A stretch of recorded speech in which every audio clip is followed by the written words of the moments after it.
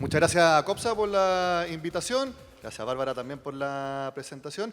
Y muy bueno el panel que acabamos de presenciar. Hartos temas vamos a repetir. Por lo mismo, invito inmediatamente al ministro de Obras Públicas, Alfredo Moreno, que acaba de llegar, y también al presidente Copsa, Leonardo Daneri. Un aplauso nuevamente para ellos, por favor.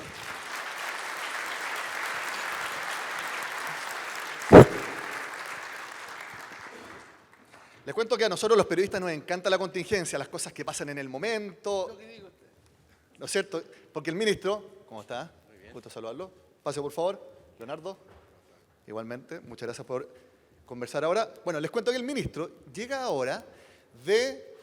Están de moda por estos días las mesas de trabajo. Ayer vimos que el gobierno instauró la mesa de trabajo por la reducción de la jornada laboral.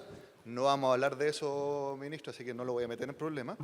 Pero sí vamos a hablar de la mesa que viene el ministro y que está presidiendo desde esta mañana, que es la mesa por la que hemos denominado ya crisis hídrica, que es algo que todos conocemos, se manifiesta en todos los aspectos de la vida y sin duda ha subido de estar en el número 1, el ranking de prioridades en estos momentos del Ministerio de Obras Públicas. Por lo mismo, ministro, viene de ahí.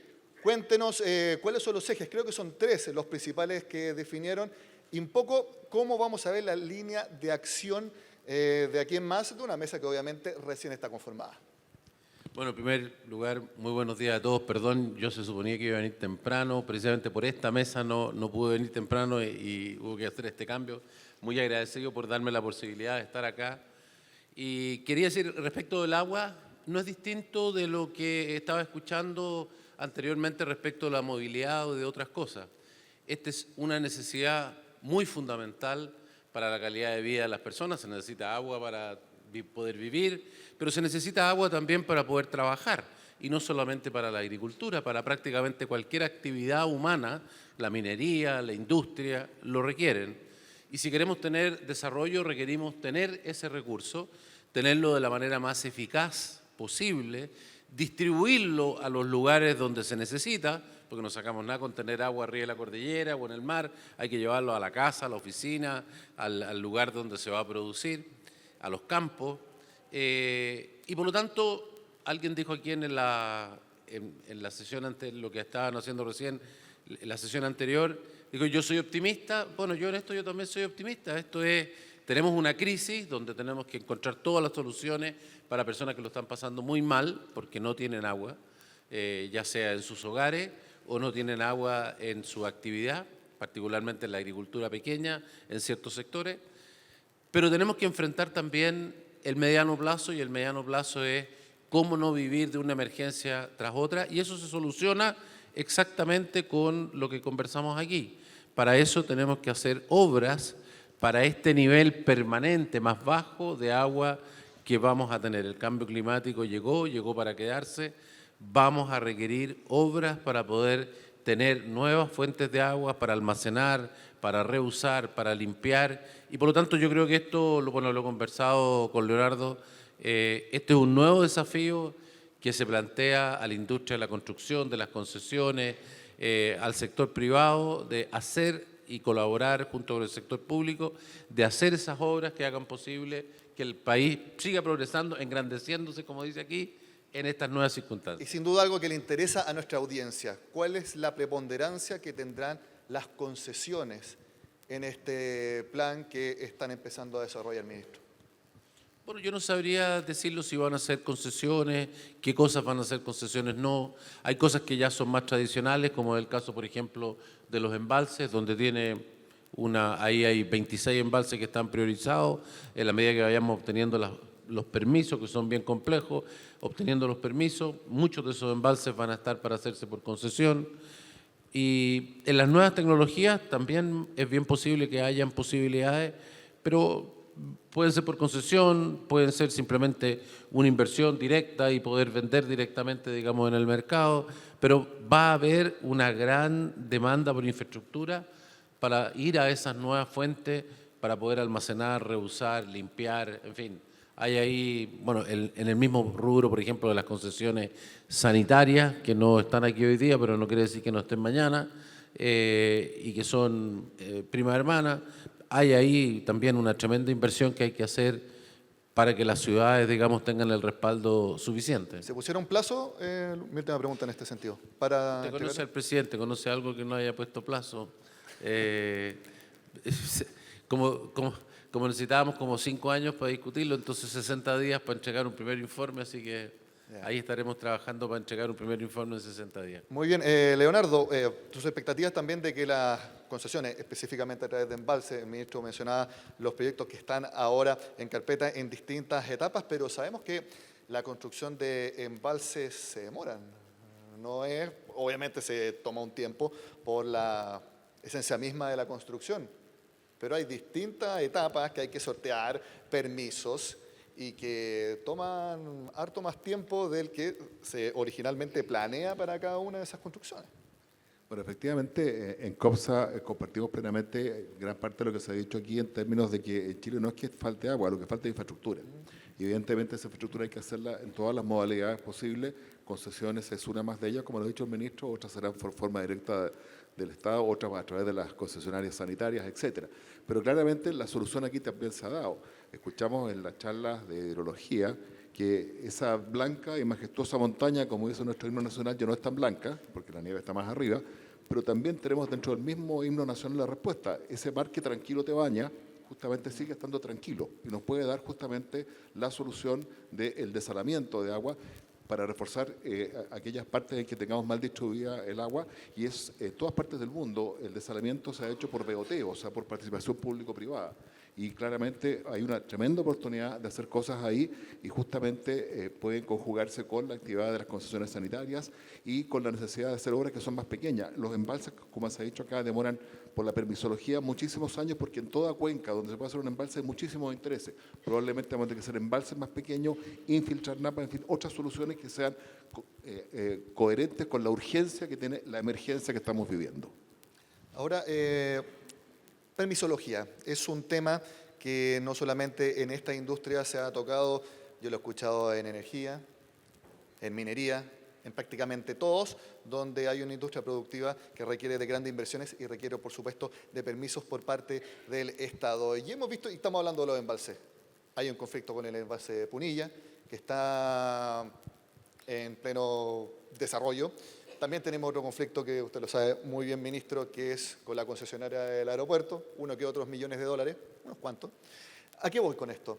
De cuán importante es cuando se da esta permisología, hay partes, lamentablemente en conflicto, pero que tienen que llegar a buen puerto, tienen que llegar a solución. ¿Cuál es importante que los métodos actuales funcionen de manera rápida, que funcionen de manera decisiva, los paneles de expertos y otros, para precisamente que el desarrollo de esta obra, estamos hablando de recursos hídricos, pero cualquier otro, se haga? Me acuerdo que en un último caso de minería, un gremio dijo que el sí sea definitivo y que el no sea bien rápido, para solucionar precisamente en ese sentido, en la importancia de que los problemas se solucionen rápido, ministro.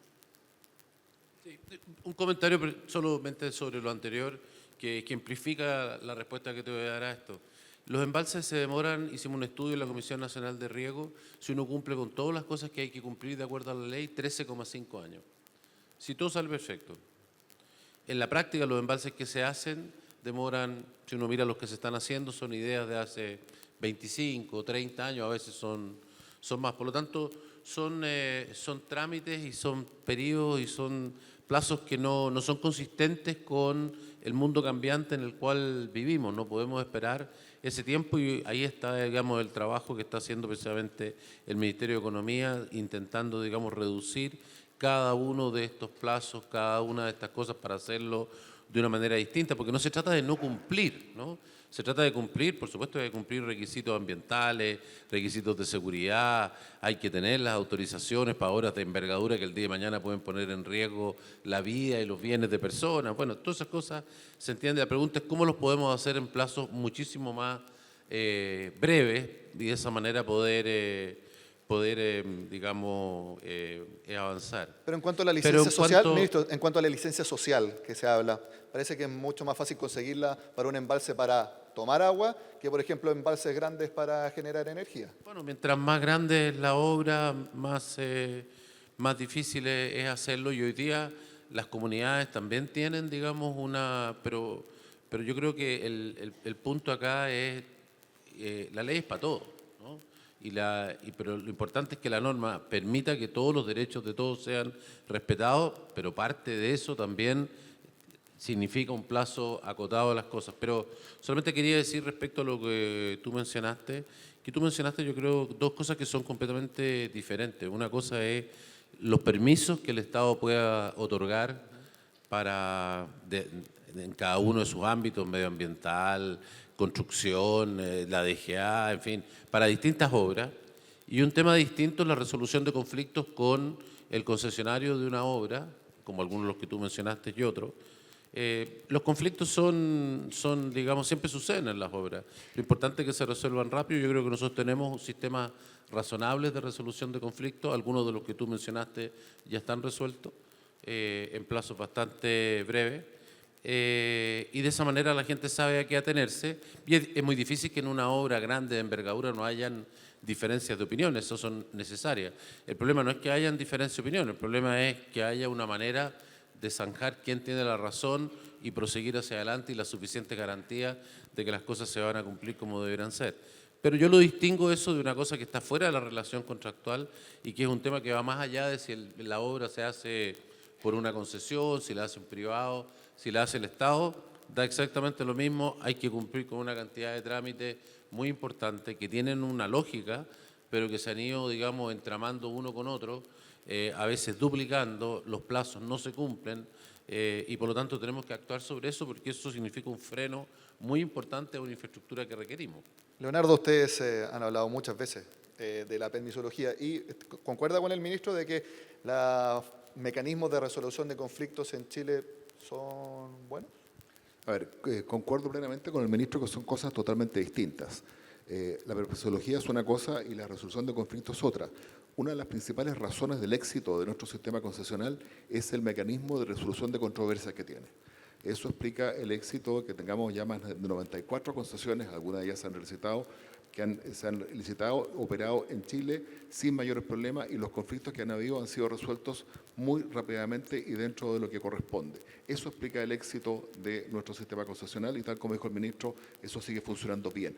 Cosa distinta a la permisología, que cuando las obras se demoran sin duda provoca conflictos en la ejecución de obras, provoca demoras que significan gastos que hay que resolver y hay que ver de quién es el riesgo de ese gasto, en fin, eso está resuelto, pero la permisología, tal como dice el ministro, tiene que ver con que tenemos que preguntarle a muchas personas su opinión, y no solo a las comunidades, sino que además tenemos los permisos ambientales, tenemos los cambios de servicios, que también en un país con ciudades tan estrechas, cuando nuestras están llenas de servicios, entonces cada vez que uno hace una obra interfiere con el servicio existente, que hay que cambiarlo, tenemos problemas con hallazgos arqueológicos, en fin, tenemos una cantidad de variedades de permisología que tienen muchas formas de resolverse, pero que en el caso específico del agua, dada la urgencia que tiene, vamos a tener que ser bastante más coherentes y probablemente vamos a tener que hacer obras más pequeñas o que interfieran menos para resolverlas. ¿Vamos entonces a agilizar los permisos en el agua, ministro? Sí, por supuesto. De hecho, varios de los que ha mencionado Leonardo están en ese proceso y están, de hecho, discutiéndose. Por ejemplo, en lo que son las obras hidráulicas, se está discutiendo hoy día. No sé cómo habrá salido la votación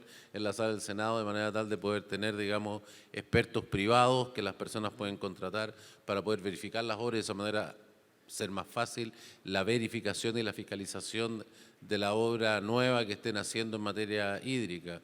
Y en varios de los otros que se mencionaron, por ejemplo, cambios de servicio, hay toda una propuesta nueva también de cómo hacerlo de manera tal de cambiar el peso del problema. Hoy día la empresa que tiene el servicio tiene que cambiar el servicio a costo de ella, por lo tanto no tiene ningún incentivo.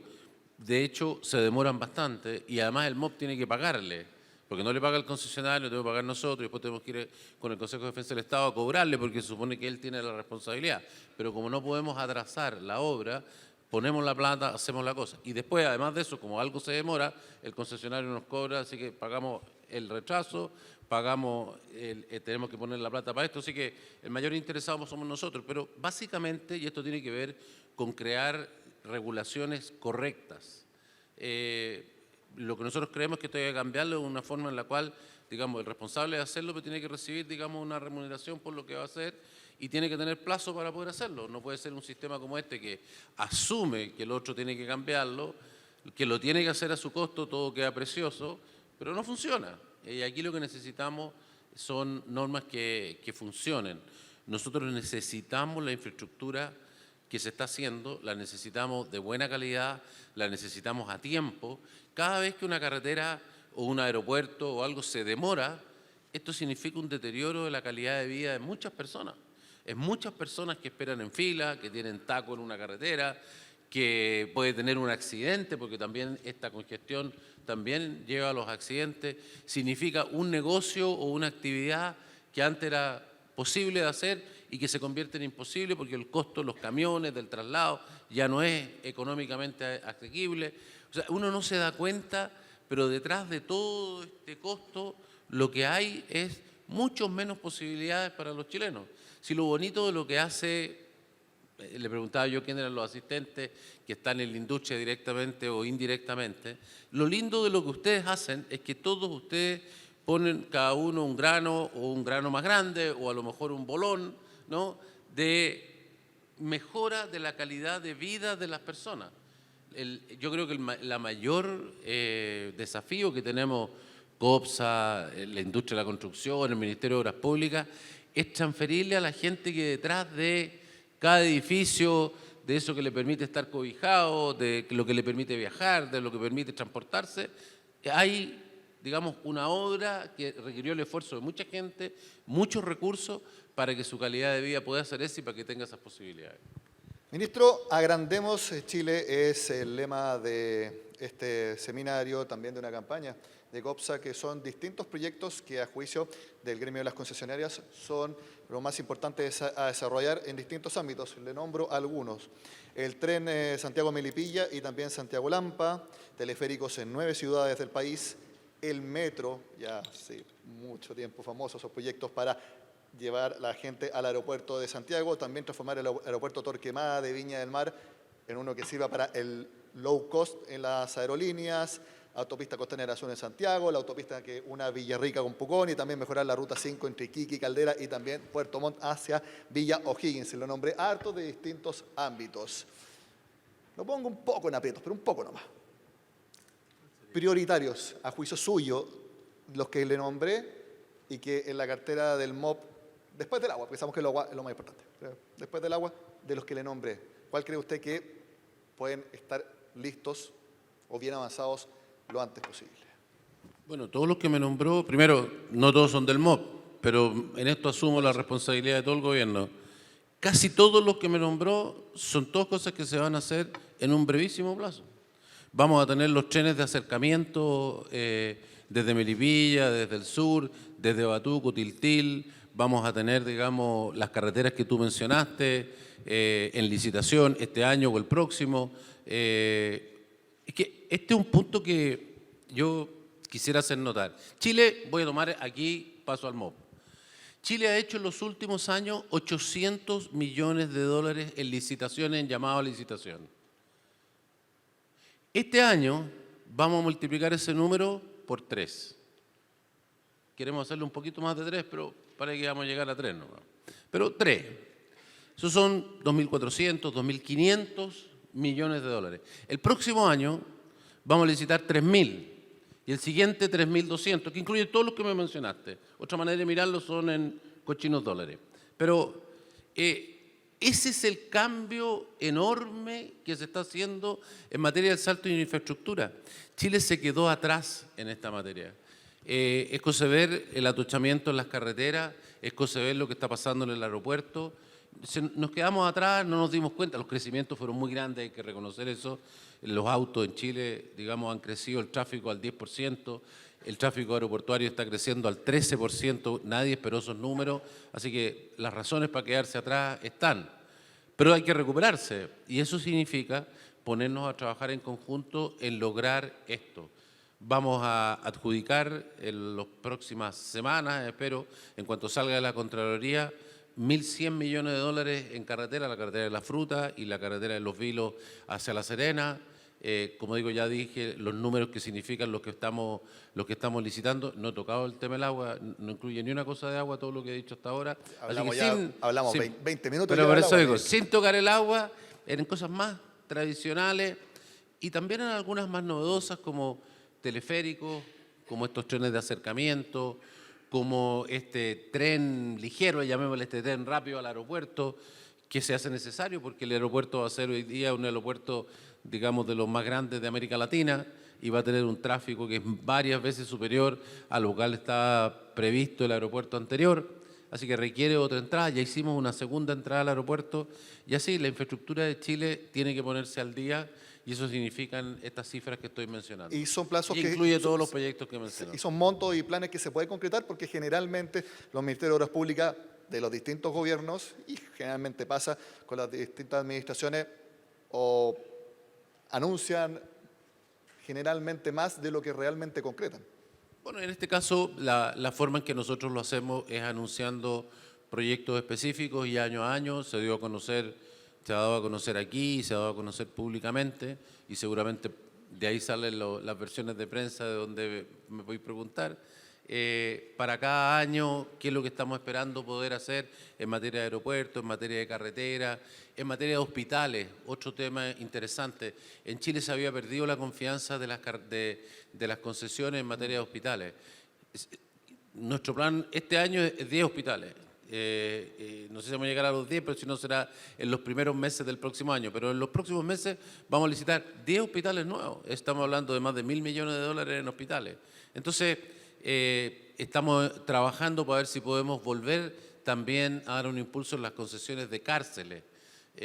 Nosotros, para hacerlo simple, nuestra conclusión es necesitamos la infraestructura y estamos muy atrasados. Y segundo, concesión es un gran método de poder hacerlo si los contratos se hacen bien, si se hacen bien las licitaciones, en fin, naturalmente hay que hacerlo bien.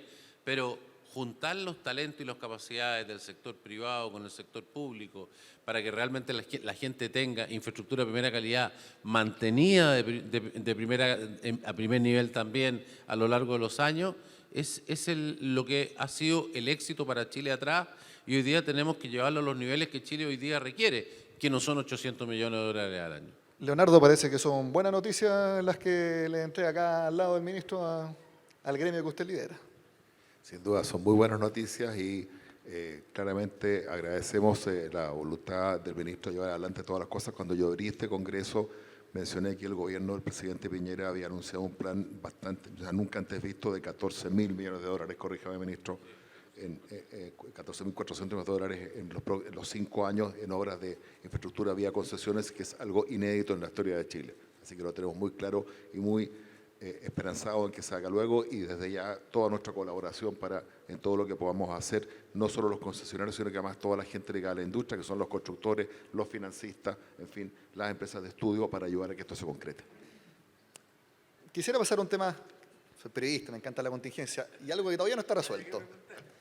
En mayo, el presidente Sebastián Piñera le pidió a quien está en su puesto, Juan Andrés Fontaine, que negociara con las autopistas por el tema de los reajustes de 3,5% sobre IPC cada año. ¿Se han mencionado algún mecanismo? Y quiero preguntarle, ministro, ¿hay alguna novedad al respecto? ¿Hay alguna definición más allá de las opciones que se han manejado? No voy a dar ninguna novedad específica, pero sí quiero ir al fondo del asunto. El fondo del asunto es que los contratos se crearon, digamos, con un valor que crecía a UF más 3,5%. Eso llevado a 15 años significa subir casi 70% el peaje. Al mismo tiempo, por las razones que ya mencionamos antes, las carreteras se han congestionado, estamos hablando de las carreteras urbanas. Las carreteras urbanas se han congestionado y de acuerdo al sistema que está establecido, eso significa que hay una gran cantidad de horas y una gran cantidad de usuarios que además tienen que pagar la tarifa PIC de esto, que significa 3 veces la tarifa. Entonces, la sensación de las personas es que paga mucho, sigue subiendo, hay congestión y por lo tanto tenemos que resolver dos cosas. Uno, que tiene que haber, digamos, una cosa más ajustada a los ingresos de las personas de crecimiento de estos peajes, por supuesto con las compensaciones correspondientes a quienes hicieron las obras y que calcularon con ese crecimiento hacia adelante. Y en segundo lugar, tenemos que enfrentar el crecimiento de las obras, que de otra manera, subamos o bajamos, vamos a seguir teniendo la misma congestión y si bajamos no podríamos tener más tráfico. Sin embargo, si hacemos las dos cosas al mismo tiempo, hay un enorme, enorme espacio para ganar, produciendo, ¿no es cierto?, que más personas que hoy día frente a la congestión ocupan rutas que van por los lados, ¿no es cierto?, que andan ratoneando en calles chicas, produciendo más accidentes y más congestión en los sectores laterales. Y además de eso, poner las concesiones, digamos, estas carreteras, en el lugar donde deben y merecen estar, que es una tremenda cosa para Chile. Cualquier ciudadano extranjero que llega a Chile y viene por la Costanera Norte y después toma, digamos, Vespucio, ¿para qué decir el día que ande por Avo, por ejemplo, ¿no? Túneles por debajo del San Cristóbal, 2 túneles que van, uno de ellos a 40 metros bajo la tierra, realmente considera que Chile tiene una infraestructura vial, urbana, extraordinaria. Y por lo tanto, tenemos que ponerlo en eso y la gente tiene que valorarlo de esa manera. Y insisto, no voy a decir cuál es el método, pero lo que le hemos planteado a las personas que están en las autopistas urbanas es que aprovechemos esta oportunidad para, más allá de hacer un cambio, digamos, económico, de que, oye, no recibo esto aquí, lo recibo allá, busquemos una manera en la cual esto beneficie a los chilenos, que es lo más importante. También se da beneficios, por supuesto, para los quienes han hecho estas obras, y esto significa un beneficio social para todos. Y creo que la oportunidad, como todas las veces que hay una crisis, que hay algo que hay que cambiar, se da una oportunidad. Y debo decir que, como siempre fue mi opinión, la recepción de las concesionarias ha sido muy positiva. Parece que ya está definido el método, no nos quiere contar, pero parece que ya está definido. No todavía, ok. Pero Leonardo, el mensaje también de parte de las concesionarias, cuando ven que siempre cuando se hacen estos reajustes, causa malestar en las personas. Es entendible, pero desde el punto de vista de ustedes que están detrás de las obras, que las mantienen y que las amplían también, ¿cuál es, no sé si la palabra de la justificación, pero para que uno entienda lo necesario que son esos aumentos en tarifa, que se cobren en horario punta, cuando uno dice, ¿por qué me cobran más caro cuando no avanzo nada en medio del taco? Porque son cosas que las personas ven desde su punto de vista, pero es distinto también el punto de vista y la justificación al respecto por parte de ustedes, las concesionarias. A ver, efectivamente, cuando se inició el sistema de autopistas urbanas en Chile, era la primera vez en el mundo que se usaba free flow, y fue una experiencia, y se usaron incentivos para bajar la tarifa al inicio, que es lo que estamos viendo el 3,5. Adicionalmente en aquella época, el automóvil era un problema de pocos, era un problema de la elite. Por lo tanto, los precios tampoco eran tan importantes. Bueno, por un montón de razones que aquí hemos visto, entre otras cosas, la crisis de transporte público que hubo y el crecimiento de la ciudad, mucha gente tuvo que irse a vivir a la periferia, tuvo que comprar automóvil. El crecimiento del país hizo que tengamos ya más de 5,5 millones de automóviles y vamos a llegar a 9 millones dentro de 4 o 5 años más. Por lo tanto, el automóvil es un tema de todo y los costos que tiene hay que resolverlo. Efectivamente, apenas entendemos que el costo del TAC, el costo de los peajes, afecta tanto como el costo de la benzina o como el costo del automóvil. Cuando el presidente hace el llamado para que colaboremos con esto, nosotros tenemos que recordar siempre que el sistema concesional es un sistema de sociedad entre el sector público y el sector privado, y existe absolutamente el ánimo societario de parte nuestra. El dueño principal, gestor de la infraestructura, tiene un problema con la comunidad y nos pide que ayudemos a resolverlo, y nos pusimos a disposición, entregamos en los plazos que nos pidieron las proposiciones del caso, con la lógica que estaba diciendo el ministro de buscar que al final del día ganen las personas tanto en tarifa como en mejor calidad de servicio, porque efectivamente las personas se encuentran con autopistas que ahora están bastante más colapsadas que hace 20 años atrás, pero así todos las siguen prefiriendo.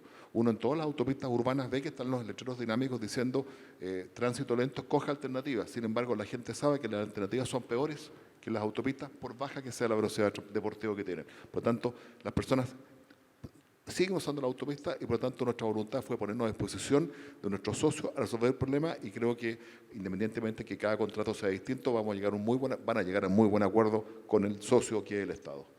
Usted mencionó el free flow. No sé quiénes de ustedes salieron fuera de Santiago durante el 18, usaron auto, yo lo hice y realmente cuando estaba llegando a Angostura se me olvidó que estaba el free flow. Dije, oh, ojalá que no haya taco, por favor. Y en verdad, cuando me acordé que estaba el free flow, y tal cual como lo viví, dije, realmente es un avance. Quisiera preguntarle el balance que ustedes hacen, porque yo no me acuerdo que haya habido un problema en este 18 cuando ya se estrenaron free flow en cada una de las salidas importantes de Santiago, ministro. Bueno, lo primero es efectivamente, tuvimos la salida de autos más grande que ha existido en Chile nunca. Tuvimos pic en las carreteras, particularmente la carretera al sur, que es la que estabas tú, digamos de más de 4.000 autos por hora, digamos pasando por Angostura. Y los problemas que tuvimos fueron muy pocos, pero las razones, por supuesto que influye el free flow, no hay duda. Pero no es solo el free flow. Tampoco tuvimos problema en el peaje Quinta, tampoco tuvimos problema en el peaje Río Claro o en el de Yayay, porque incluso se hicieron medidas de gestión que también tomaron eso. O sea, aquí hay un trabajo que se hace también en esta sociedad que se mencionaba acá, en común con cada una de las autopistas. Yo que vengo llegando a esto, me impresiona la capacidad para poder definir cuántos autos van a pasar en cada carretera, en cada hora, frente a una circunstancia que es cambiante, ¿no? Cómo se dieron los días del 18, cuánta gente va a salir. La capacidad de predicción es bastante buena. Y por lo tanto eso permite ajustar las medidas de gestión de la carretera también en una forma muy positiva. Y debo decir que esto no solamente se traduce en TACO, nosotros creamos como gobierno, ahora una cosa mucho más general, una campaña de 18 seguros que fue también en general, más allá del tráfico de la autopista, muy exitosa. Se bajó el número de personas que murieron en accidentes más de 30%. Y esto tiene que ver con controles de los buses, controles de las personas que no consumieran alcohol o drogas, digamos, mientras estaban manejando, el trabajo de carabineros, del Ministerio de Transporte. Así que este trabajo mancomunado de las concesionarias, el MOB, y en este caso con otros ministerios y otras entidades, dio un resultado extraordinariamente bueno. Ahora, en materia del free flow, yo creo que esto es una cosa que mejora, es una ganancia para todos, mejora el uso de una infraestructura, mejora el número de personas que pueden pasar por ahí, mejora la experiencia de viaje y por lo tanto, solo mencionar que nuestra primera tarea fue que hubiera free flow en todas las entradas y salidas de Santiago. Pero hoy día estamos, llamémosle, hablando en términos de concesiones, sería como en el segundo anillo, ¿no? En el segundo anillo de esto ya estamos completos hasta llegar a Valparaíso. Estamos avanzando ahora en la autopista que va al norte para que también haya free flow más allá. Queremos hacer lo mismo, si es posible, hacia el sur y de esa manera irlo extendiendo. Y desde ya, todas las vías licitadas nuevas van a ir con un sistema de free flow que es mucho mejor que incluso que el que estamos poniendo, porque es un sistema que tiene múltiples pórticos y por lo tanto eliminan los peajes laterales y además la gente va a pagar de acuerdo a lo que usa. Entonces también eso es una cosa positiva porque aparte de la facilidad de uso, tiene la sensación de la justicia de lo que uno usa. Hoy día, por construcción, lo que estamos haciendo es cambiando las casetas por, digamos, el free flow en los mismos lugares donde estaba. Y por lo tanto son pocos. Y eso significa entonces que seguimos con esto de que una persona puede hacer un viaje corto y pagar lo mismo que una persona que anda en un viaje largo. Eso va a quedar ya arreglado en un plazo más largo. Nos quedan pocos minutos. Quisiera un último tema, 5 minutos para terminar, y que es un tema que también es de contingencia. En estos momentos se está definiendo si se quita o no la concesión de ESAL en Osorno. Todos sabemos el problema sanitario y que no hubo suministro de agua por más o menos 11 días a Osorno. Eso se está definiendo ahora. Pero quisiera preguntarle a los dos las lecciones que se aprenden de este caso tan particular y tan terrible para las personas que son de Osorno. Y una cosa importante es que, por ejemplo, cuando hay un problema particular por parte de una sanitaria en este caso, se estropeó todo el sistema. No había forma de que de otro lugar o de otra parte del mismo sistema de la sanitaria se proveyera agua. Hubo que traer camiones de aljibe de distintos lados, pero esas son soluciones parche, no propias de un sistema que tiene que tener redundancia. Entonces, con esos dos conceptos, Leonardo, las lecciones que hay que sacar, como le digo, de una concesión que está en juego en estos momentos.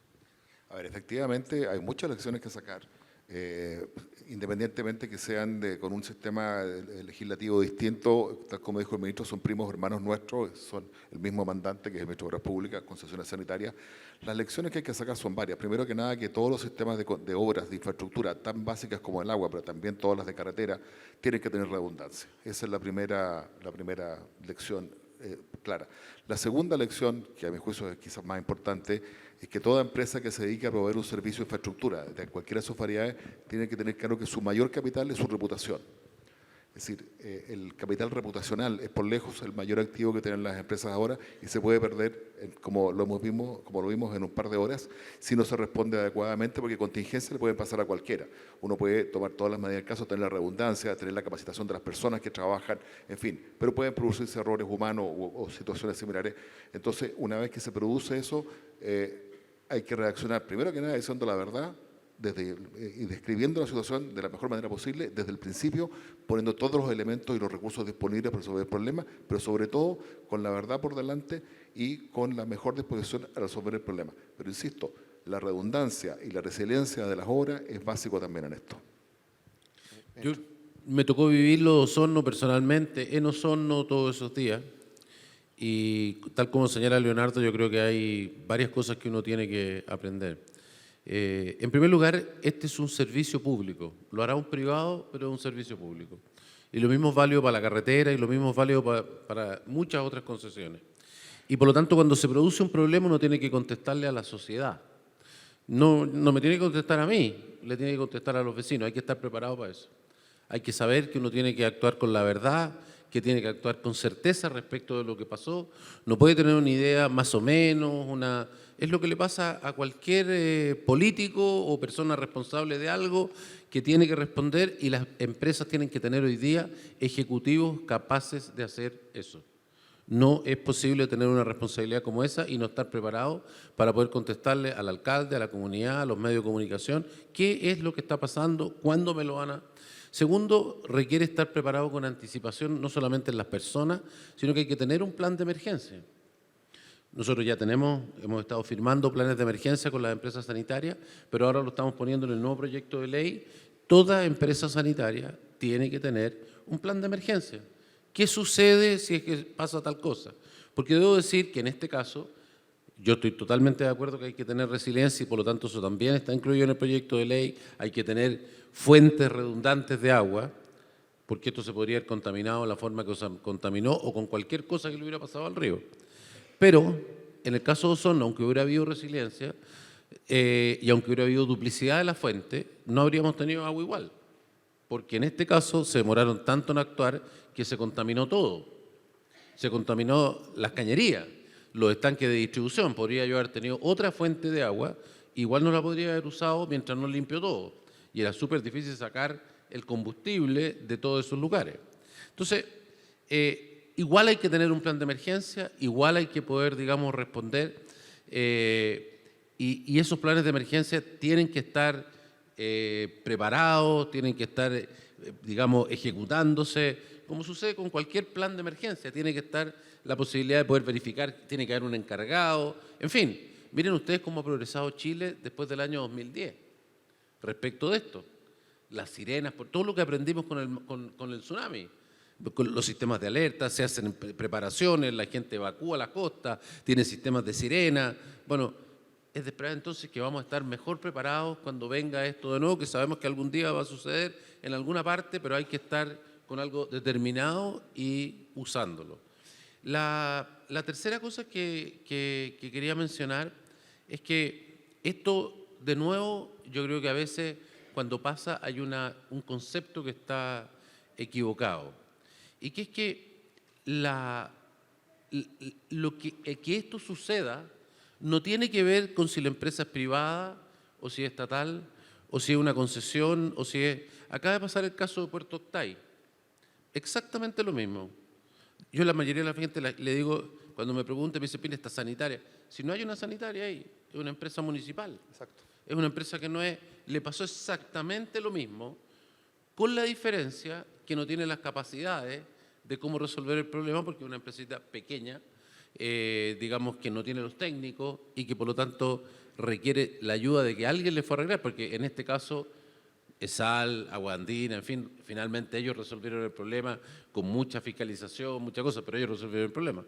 Pero en este otro caso hubo que ir a ayudar a resolver el problema. Entonces, lo que necesitan los chilenos y la sociedad, volviendo aquí a un servicio público, es tener un servicio que tenga las 3C, ¿no? Que tenga agua de calidad, que tenga la cantidad y que tenga la continuidad. Eso es lo que la gente pide en materia del agua. Y eso el sistema se lo tiene que asegurar, y se lo tiene que asegurar en el momento normal y en el momento de emergencia. Y cuando hay un momento de emergencia, que siempre hay una falla, hay que poder contestar de frente qué es lo que pasa. Eso es lo que yo creo, digamos, que uno tiene que aprender de este caso. Ministro de Obras Públicas, Alfredo Moreno, y también presidente COPSA, Leonardo Daneri, gracias por conversar en esta jornada.